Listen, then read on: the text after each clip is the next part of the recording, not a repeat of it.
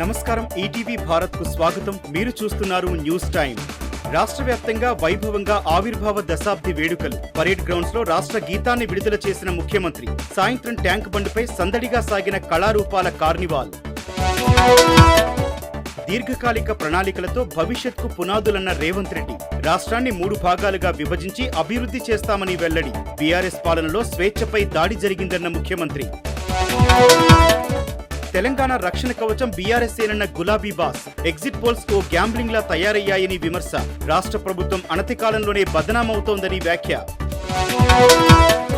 Phone tapping వ్యవహారంపై కోమటిరెడ్డి సంచలన వ్యాఖ్యలు. ప్రభాకర్ రావును కలవడానికి హరీష్ రావు అమెరికాకు వెళ్లారని ఆరోపణ.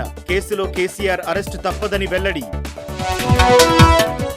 ప్రభాకర్ రావును కలిసినట్లు కోమటిరెడ్డి నిరూపించాలన్న హరీష్ రావు. పాస్పోర్ట్ తో బహిరంగ చర్చకు సిద్ధమన్న మాజీ మంత్రి. కాంగ్రెస్ మంత్రులు అబద్దాలతో ప్రభుత్వాన్ని నడుపుతున్నారని ధ్వజం. మహబూబ్ నగర్ ఎమ్మెల్సీ ఉప ఎన్నికల్లో బీఆర్ఎస్ విజయకేతనం. కాంగ్రెస్ అభ్యర్థిపై 109 ఓట్ల మెజార్టీతో నవీన్ రెడ్డి గెలుపు.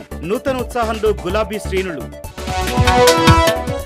రాష్ట్రంలో రాగల 3 రోజుల పాటు వర్షాలు. పలు జిల్లాలకు ఎల్లో హెచ్చరికలు జారీ. అప్రమత్తంగా ఉండాలన్న వాతావరణ శాఖ. బీజేపీదే విజయమన్న ఎగ్జిట్ పోల్స్ అంచనాలపై కాంగ్రెస్ ఆగ్రహం. అవి ఎగ్జిట్ పోల్స్ కాదు, మోదీ మీడియా పోల్స్ అన్న రాహుల్ గాంధీ. ప్రధాని ఒత్తిడి వ్యూహాలతో మైండ్ గేమ్ ఆడుతున్నారని ధ్వజం. తీహాడ్ జైల్లో లొంగిపోయిన కేజ్రీవాల్. మద్యం కేసులో శనివారంతో ముగిసిన మధ్యంతర బెయిల్. నియంతృత్వానికి వ్యతిరేకంగా ఉరికంబం ఎక్కడానికి సిద్ధమేనని స్పష్టం.